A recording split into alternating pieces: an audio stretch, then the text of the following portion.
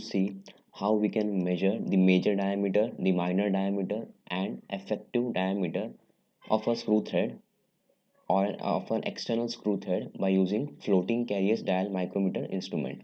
So let us begin. So first we will see how we can measure the major diameter of an external screw thread by using floating carriage dial micrometer machine. First we will see the construction. In the previous video we have seen the construction, but we will again see here the construction of the machine. So the floating carriage diameter measuring machine consists of a sturdy cast iron base having two pillars. So you can see this figure, this rectangle represents the sturdy cast iron base. So this is the entire base you can see. So this is the base of the machine, which is made up of cast iron, and it has two pillars on it. This is the first pillar on the left hand side, and this is the second pillar on the right hand side. Two accurately aligned and adjustable centers are mounted on the pillars of the base. So on these pillars, that is on the pillar on the left hand side, on the pillar on the right hand side, two centers are marked. You can see these are nothing but these are the centers. So here centers have been shown. So these are the centers, center on the left hand side and a center on the right hand side. So these two centers are properly aligned, that is their axis is for common, or they have the same axis. Now the screw thread for which or of which we have to determine the major thread diameter is placed in between these two centers. So you can see this is my job threaded workpiece or job under test. So this is a job under test. This is placed in between the centers.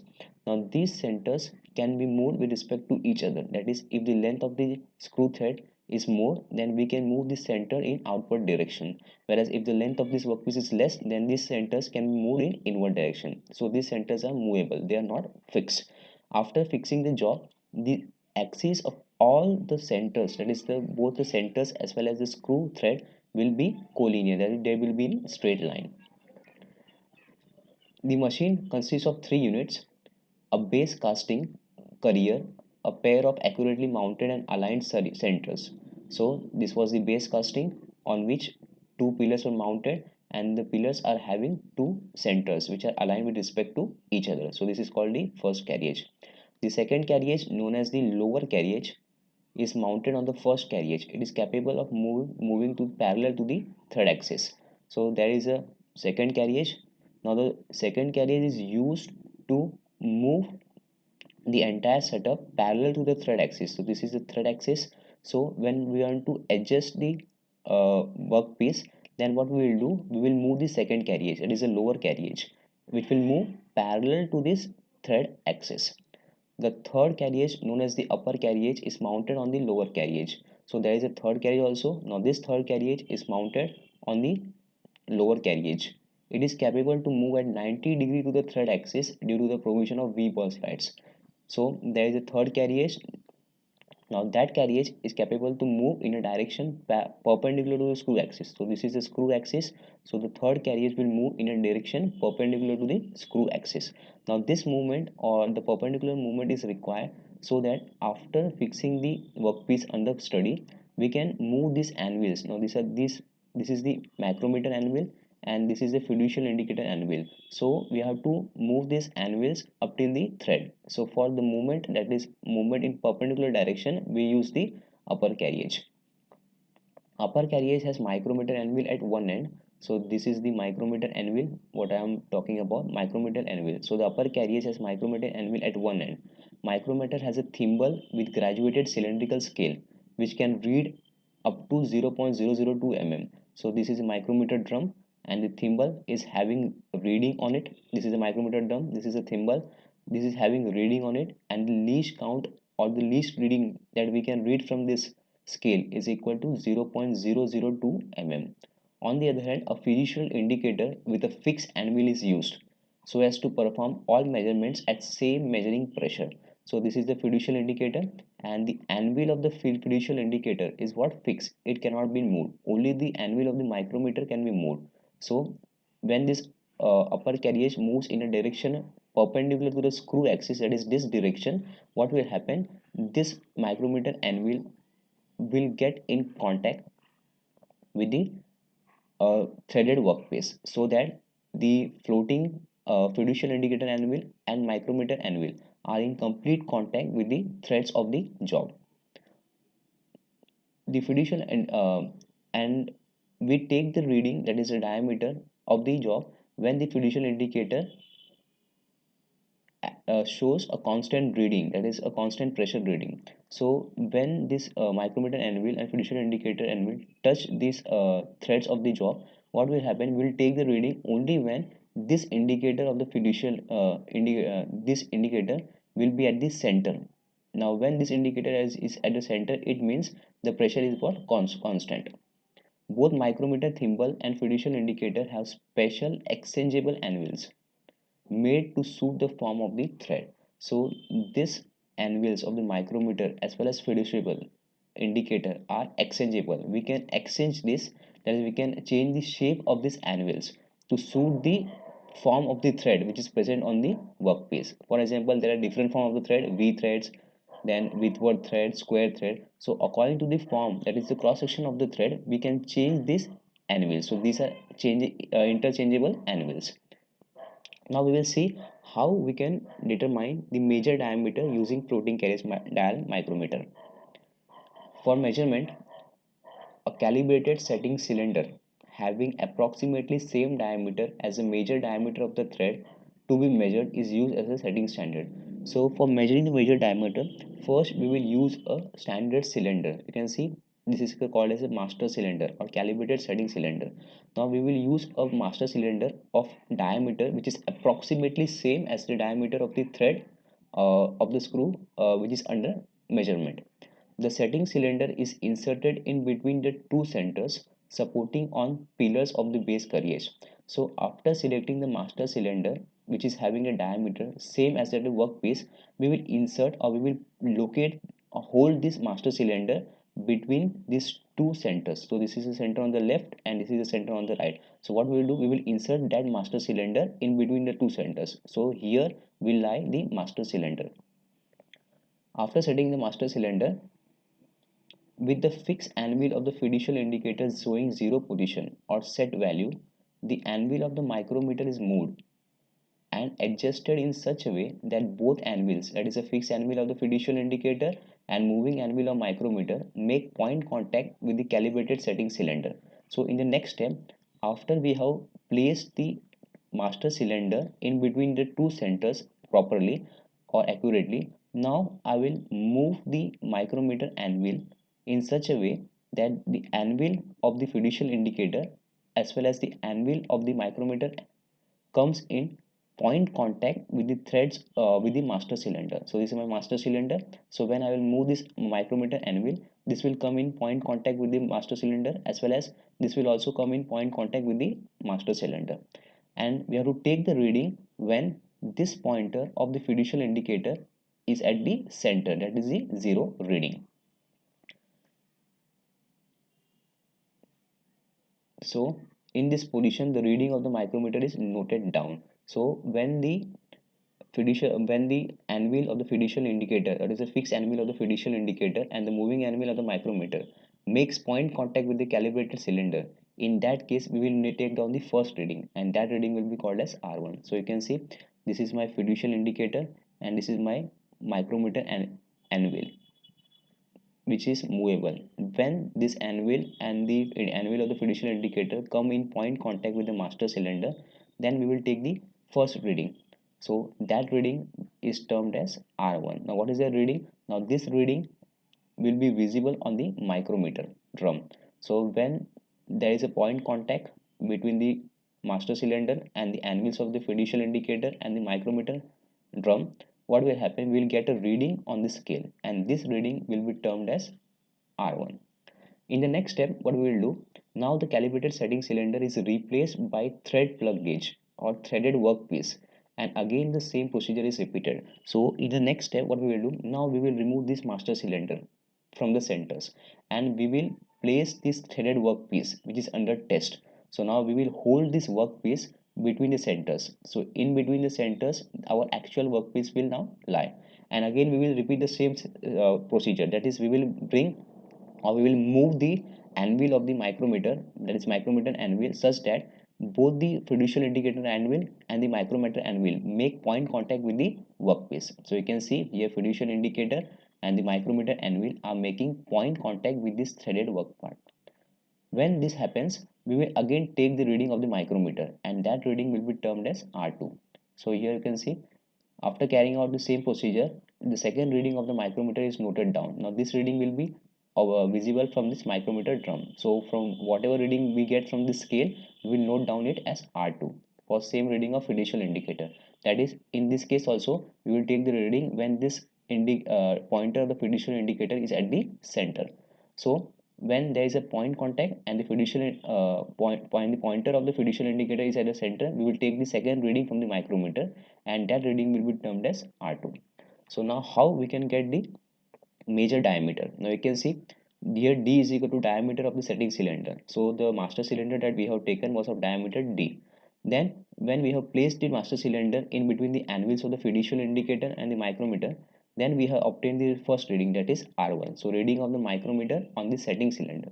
And R2 was the reading of the micrometer when we have fixed the threaded workpiece between the fiducial indicator anvil and the micrometer anvil. So we have obtained R1 and R2. Then we can find the major diameter by using the formula. Major diameter is equal to capital D, that is the diameter of the master cylinder, plus reading R2 minus R1. So by using this formula, that is capital D plus reading R2 minus R1, we will get the major diameter of the thread. Now after taking the reading, the measurement is taken as 2 or 3 positions. So this was the first position where we have taken the reading. Again we will repeat the same steps both for the master cylinder as well as the threaded workpiece under test. That is, we will move this anvils on the left or on the right. That is, we will change the location. Now why this has to be done? If there is any taper present on this threaded workpiece, then what will happen? The readings will get changed. So in order to take into account the effect of the taper on the threaded part, on the threaded workpiece, we have to take multiple readings at different locations. So the measurement is taken at 2 or 3 positions to determine the amount of taper along the length of the screw and error of quality about thread axis. So if there is any error, that is, if there is any taper along the screw length, then what will happen? We will get different readings, and we can find out the error in the about the thread axis also. So we have to take multiple readings at different locations, and finally by using this formula we can determine the major thread diameter. That is, major thread is equal to diameter of the master cylinder plus reading R2, which is taken by keeping the actual workpiece between the centers, minus reading R1, which is taken by keeping the master cylinder between the centers. So in this way we can obtain the major diameter of the threaded part. Now in the next step we'll see how to determine the minor diameter. Now for minor diameter also we are using the same machine, so the construction will remain the same.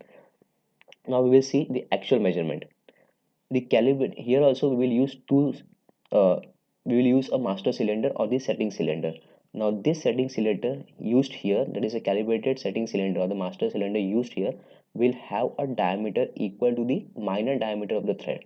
In the previous session we have seen that the master cylinder was having the diameter equal to major diameter, since we were checking the major diameter of the thread. Now here, since we are determining the minor diameter of the thread, the calibrated setting cylinder that will be used here will have diameter equal to the minor diameter of the threaded part.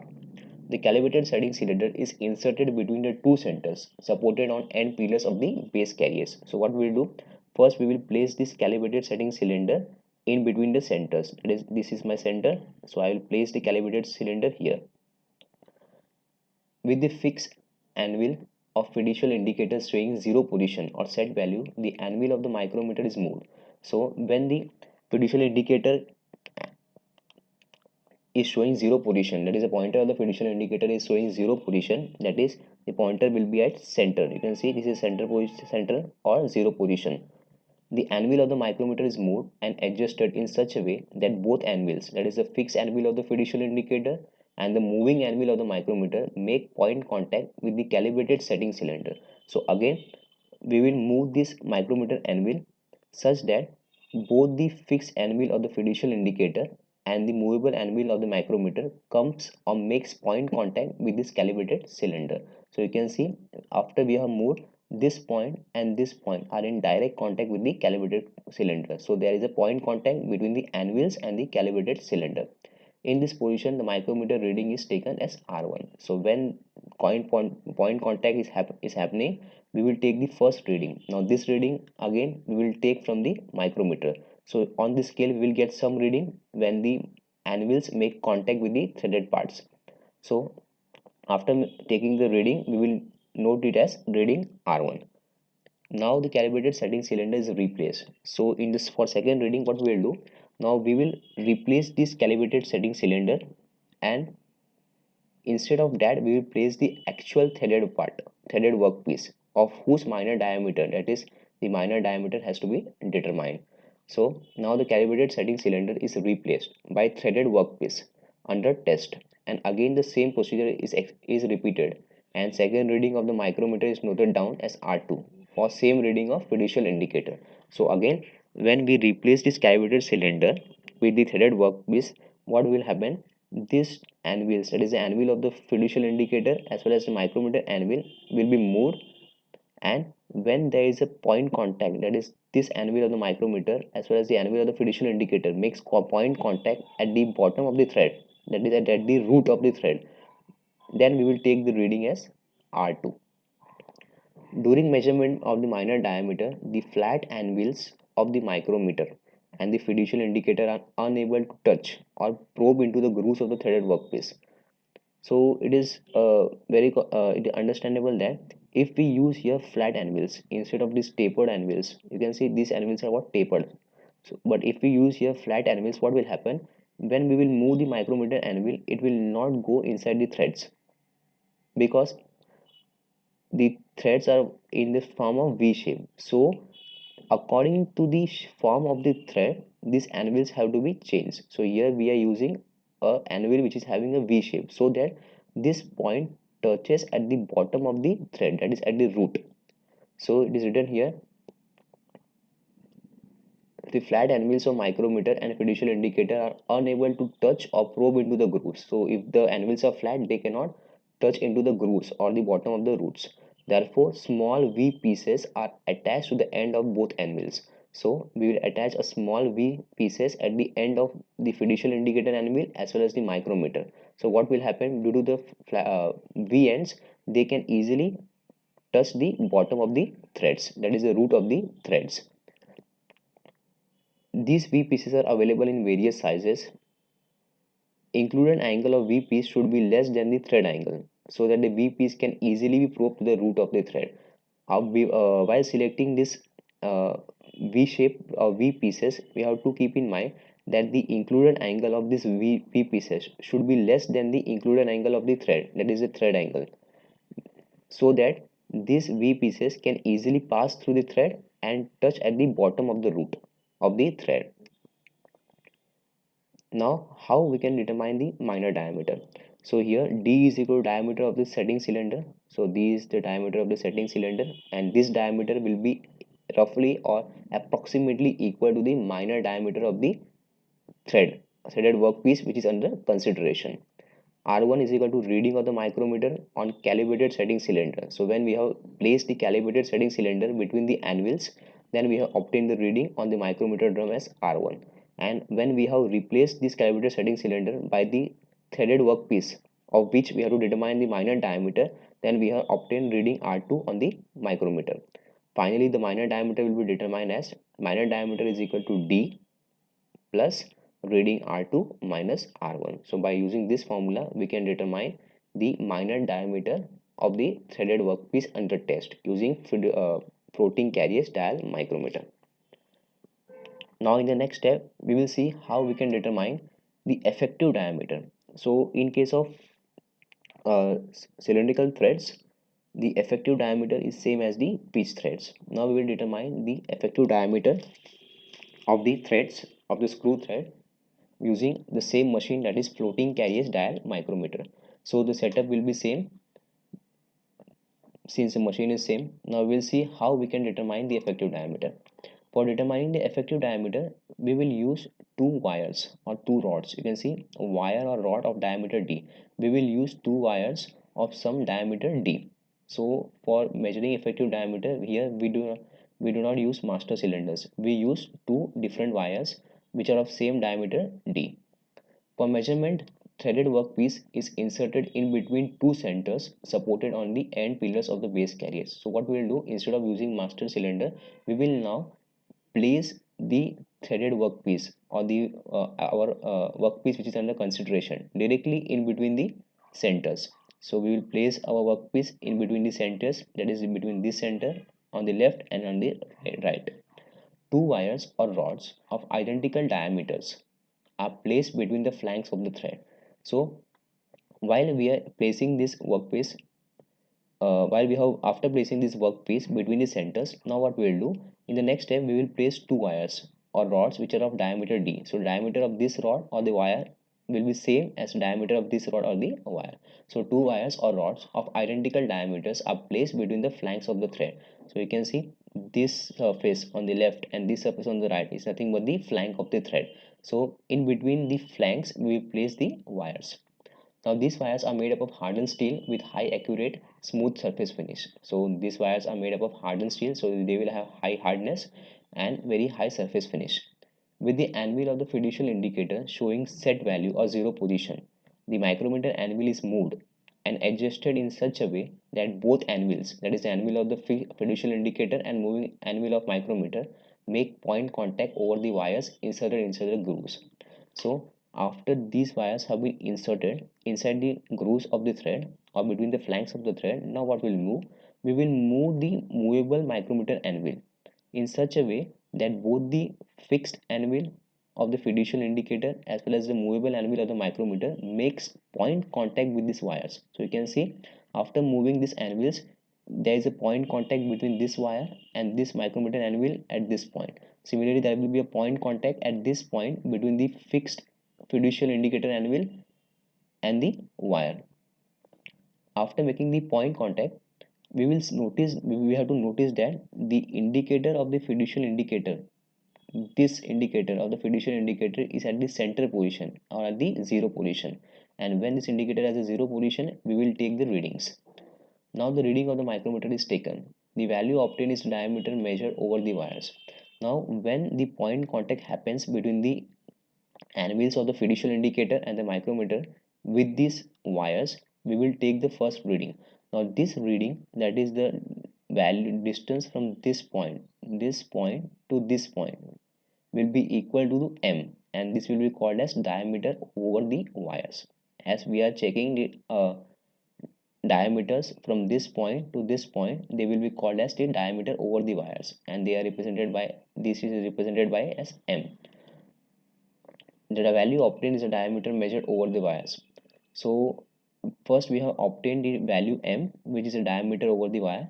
Now it is very common that very easily understandable that if we have to determine the minor diameter, now minor diameter is what, the distance from this point, that is the root of the thread, to this point, again the root of the thread. So this will be our minor diameter. Now from this figure you can see the diameter under the wire t will be equal to the diameter over the wire m minus d minus d. So m minus 2d will give diameter under the wires. So diameter over the wires was m, whereas the diameter under the wires, that is the distance from this point to this point, was equal to m minus 2d. So we have obtained the diameter over the wire as m and diameter under the wire as t. So diameter under the wire t is equal to m over the wire minus 2d, where d is the diameter of the rods or the thread or the wires which are used. Let E be the value of effective diameter to be measured. So here we are determining the effective value. So for representing the effective value, we have used the symbol E. Now effective diameter can be calculated by using the formula E is equal to T plus P. So effective diameter is equal to diameter under the wire, that is M minus 2D plus P, where P is a value which depends upon diameter of the wire used and pitch of the threaded workpiece. So here P is a constant or a value which is obtained by using some formula, and it depends upon the diameter of the wires used, that is what diameter we have used of these wires, wire 1 and wire 2, as well as it depends upon the pitch of the threaded workpiece. What is the pitch of this threaded workpiece which is under the measurement?